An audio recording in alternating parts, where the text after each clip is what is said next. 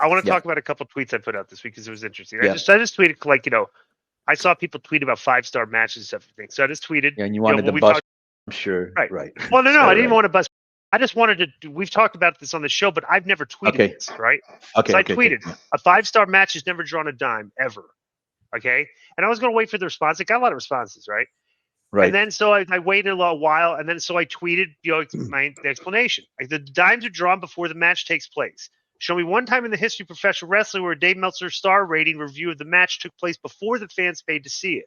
So, yes, a 5-star match is never drawn. I put in capital letters, drawn a dime. And it hasn't. The match reviews take place after the money's drawn, right? Bro, Dave responded to this. Really? Well, you called him out. Yeah. Well, I wasn't really calling him out. You said Dave Meltzer. And I if somebody calls me on Twitter and uses my name and I know him, there's a very good chance I'm going to respond. Okay. If you're somebody I don't know, I don't. I wasn't expecting a response. It's the whole point, right? I'm just putting Dave Meltzer one because people follow him, and if his name pops up, they'll read the tweet, right? So he puts, bro, you got to listen to this response. Right. Glenn, are you this out of touch? What percentage of pay-per-view buys these days come after the show? Sometimes a week or two after. Study the weekly figures for All Out or Fastlane with buys after the show.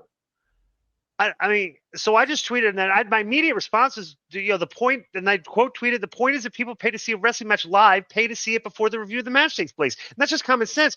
Bro, does Dave actually think that, how many, Joe, look up on Google, find out how many subscribers Dave has.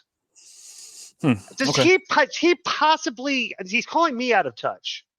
Does he actually think that the amount of people that subscribe to his publication that did not watch a pay-per-view or thing, that in the past 3 or 4 years, the dozen or so times that he's given out a 5-star match, that made a significant number on the back end, that people heard that the star rating of the match was $5 and they actually paid to buy the pay-per-view replay again, and like that would be a significant number. He can't possibly think that, but it sounds like he does think that.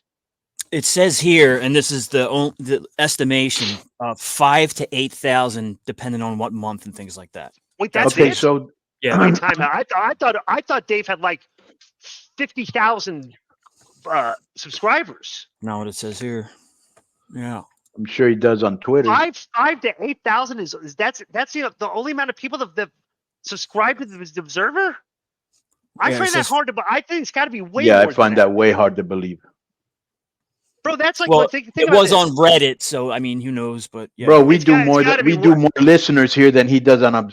Come on, he's definitely doing more than that. Come on. Think about this.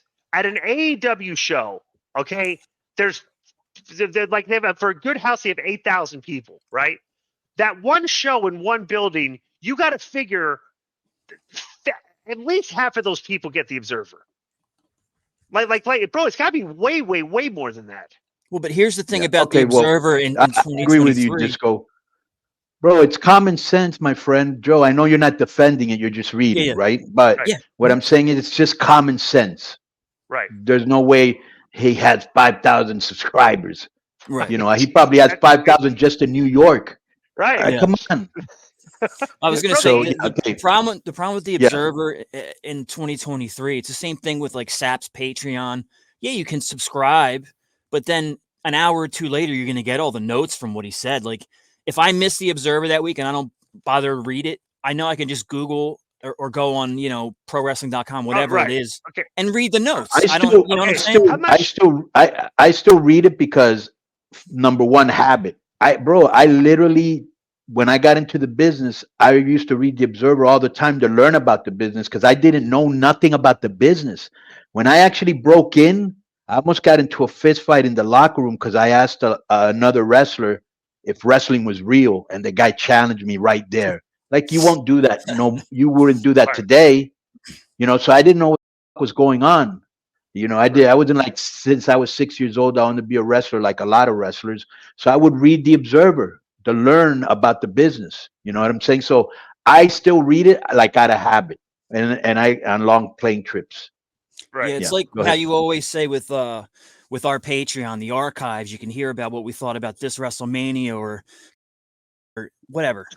The Observer Archives is the best part of that membership, and it's $10 a month. I'm not plugging Dave, but it's $10 a month. You get archives from 1985 up until whatever. And if you're ever thinking like, oh, I wonder what Dave was saying, bro, nobody does a better job in our industry, unfortunately, when they pass away. But or like when they win a championship, like the research that he does is ridiculous. Yeah, just history in general, he's great. Yeah, I would argue that Dave Meltzer, when somebody dies, is better than any genre of news and speaking like with doing a detailed thing of the guy and stuff like any sport like that. You won't find a sports writer like these days. Sports writers are mainly bloggers.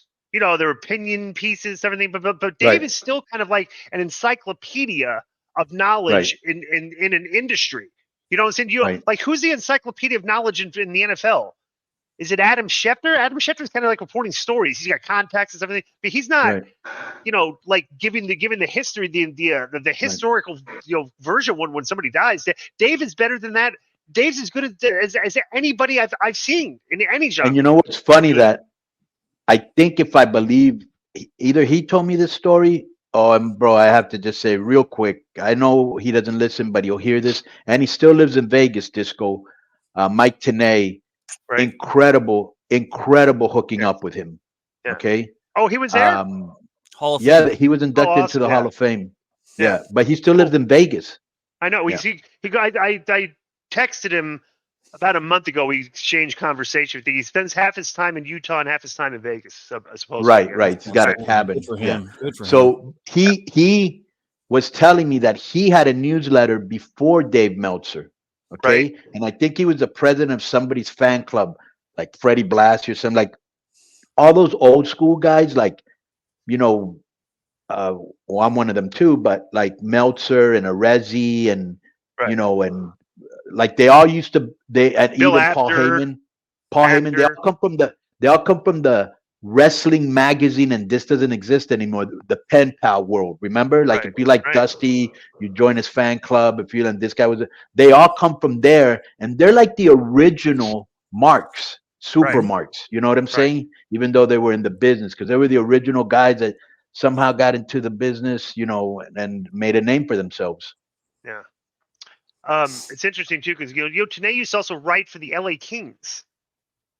That's just two genres, and then that's why him and Shane Bresloff used to get along so well. Is because Shane Bresloff was like a big hockey gambler. Zane, bro, he put it in his induction speech. He put a couple guys over, and Zane was one of them. He said, "The smartest promoter I ever met, Zane Bresloff." Yeah, absolutely.